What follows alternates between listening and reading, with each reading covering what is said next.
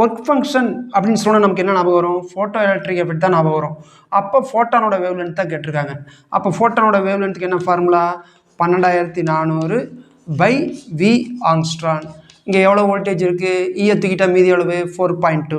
அப்போ லாம்டாஸ் equal to 12400 by 4னே வச்சுங்களேன், 0.2 கூட விட்டுலாம். அப்போ எத்தனை இருக்குது? 3 12. ஆனால் 2வா? அப்போ 3000.